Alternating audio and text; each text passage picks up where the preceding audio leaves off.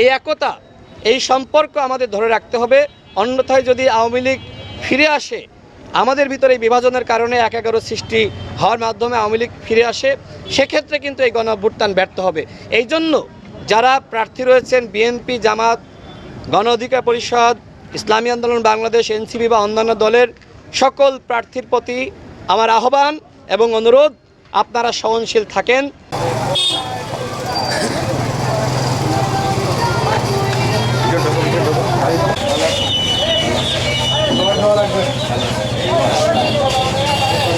কেমন চলছে?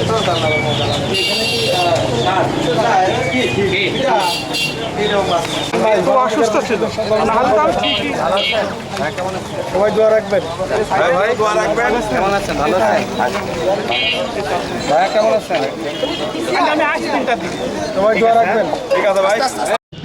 সংবিধান আমাদেরকে আন্দোলন করার সেই অনুমতি দিয়েছে। এখন সংবিধান মেনে কেউ যদি আন্দোলন করতে চায় করুক, সমস্যা নাই। কিন্তু আমার কথা হলো, যেহেতু আলোচনা চলছে, যেহেতু এই সরকার আমাদের সরকার, আন্দোলনটা আসলে কার বিরুদ্ধে? আমরা মনে করি আলাপ আলোচনার মাধ্যমেই সকল সমস্যার সমাধান হওয়া দরকার। বিশেষ করে গণভোটকে কেন্দ্র করে যে মতপার্থক্য, এই যে 3 মাস সময় আছে, 3 মাসের মধ্যে 2টা নির্বাচন সম্ভবপর নয়, এই বাস্তবতা জামাত সহ 8টি দলকে বুঝতে হবে। এই জন্য আমি তাদের প্রতি অনুরোধ রাখতে চাই, এখন নির্বাচনের পরিবেশ তৈরি করার সময়, সেদিকে আপনারা মনোযোগ দেন। যদি সুন্দর পরিবেশ হয়, সেই পরিবেশে জনগণের ভোটে যদি জামাত ক্ষমতায় যায়, যাবে, সমস্যা কি? জনগণের ভোটে যদি বিএনপি ক্ষমতায় যায়, যাবে। জনগণ যদি গণ অধিকার পরিষদকে ভোট দিয়ে ক্ষমতায় নেয়, আমাদের তো কোনো আপত্তি নাই। আমি সর্বশেষ বলি, দেখেন সাবেক প্রধানমন্ত্রী বেগম নির্বাচন হওয়ার আগে আমরা এইভাবে বিভাজিত হওয়ার কারণে নিজেরা আমরা দ্বন্দ্ব সংঘাতে লিপ্ত হয়ে, এই দ্বন্দ্ব সংঘাতে লিপ্ত হওয়ার কারণে সরকার বলেন, তৃতীয় পক্ষ বলেন, তারা এক ধরনের সুযোগ পায় যে দলগুলোতে এখনো পর্যন্ত আন্তরিক নয় এবং তারা আমাদেরকে সহযোগিতা করছে না, সুতরাং ফেব্রুয়ারি মাসে আমরা নির্বাচন করতে পারবো না। সরকার যদি এই ধরনের ধ্যান ধারণা পোষণ করে, সেক্ষেত্রে কি হবে? আমার কাছে মনে হয় যে সরকারের ভিতরে একটা গ্রুপ রয়েছে যারা মূলত নির্বাচন চায় না, আমাদের ভিতরে বিভাজন সৃষ্টি করে তারা এই ক্ষমতাকে দীর্ঘমেয়াদী করতে চায় এবং তাদের আরও স্বপ্ন থাকতে পারে কারোর বিশেষ করে সরকারের মধ্যে অদৃশ্য সরকার রয়েছে যারা কোনোভাবেই নির্বাচন চাচ্ছে না। তারা চাচ্ছে যে কোনো মূল্যে শেখ হাসিনাকে ফিরিয়ে আনতে হবে এবং আওয়ামী লীগকে নির্বাচনে নিতে হবে। আমার প্রশ্ন হলো, আওয়ামী লীগ জাতীয় পার্টির সহ যারা ফ্যাসিবাদের দোসর ছিল, তারা যদি নির্বাচনে অংশগ্রহণ করার সুযোগ পায়, তারা কি শান্তিপূর্ণভাবে নির্বাচন করার সুযোগ দিবে? দিবে না। যদি আগামী নির্বাচনে ফ্যাসিবাদ এবং তার দোসররা সুযোগ পায়, তাহলে আগামী নির্বাচন হবে সব থেকে সাংঘর্ষিক নির্বাচন।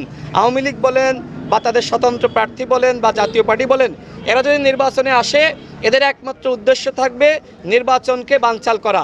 আর এই জন্য আমাদের স্পষ্ট বক্তব্য হলো, আমরা যারা গণ অভ্যুত্থানের শক্তি ছিলাম, আমাদের ভিতরে মতপার্থক্য থাকতে পারে, আদর্শিক দ্বন্দ্ব থাকতে পারে, কিন্তু আমাদের সবাইকে মনে রাখতে হবে আমরা কিন্তু আওয়ামী ফ্যাসিবাদ এবং ভারতীয় আধিপত্যবাদের বিরুদ্ধে লড়াই করেছি।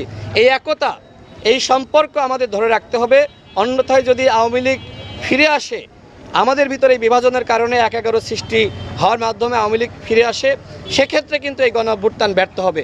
এই জন্য যারা প্রার্থী রয়েছেন, বিএনপি, জামাত, গণ অধিকার পরিষদ, ইসলামী আন্দোলন বাংলাদেশ, এনসিপি বা অন্যান্য দলের সকল প্রার্থীর প্রতি আমার আহ্বান এবং অনুরোধ, আপনারা সহনশীল থাকেন।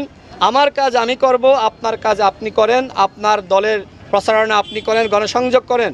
জনগণের থেকে বড় শক্তি আর নাই। জনগণ যাকে ভালোবাসবে তাকেই ভোট দিবে। আমি এই ঝিনাইদহ জেলা ওই সময় আন্দোলন লড়াই সংগ্রাম করতে আপনাদের আওয়ামী লীগ 13 তারিখে মাঠে নামতে পারবে না। আমাদের ভিতরে মতপার্থক্য থাকলেও আমি দৃঢ় বিশ্বাস করি বিএনপি, গণ অধিকার পরিষদ, জামাত ইসলাম যদি আওয়ামী লীগকে প্রতিহত করার জন্য আবারও আমাদেরকে রাজপথে একসাথে নামা লাগে, ইনশাল্লাহ আমরা একসাথে নামব। আওয়ামী লীগকে কোনোভাবেই আমরা আগামী 13 নভেম্বর তারা যে মাঠে নামার ঘোষণা দিয়েছে, এর আগেও তারা এ ধরনের ফাঁকা আওয়াজ দিয়েছে, কোনো কাজ হয়নি। আওয়ামী লীগের বিদায় হয়ে গেছে। আওয়ামী লীগকে নিয়ে আমাদের আর খুব বেশি মাথা ব্যথার কারণ নাই। আওয়ামী লীগ জাতীয় পার্টি বা ফ্যাসিবাদের দোসর যারা ছিল, তারা যতই লম্পঝম্প করুক না কেন, তারা মাঠে নামতে পারবে না। আর যারা আওয়ামী লীগের মধ্যে সাধারণ এবং নিরীহ কর্মী রয়েছে,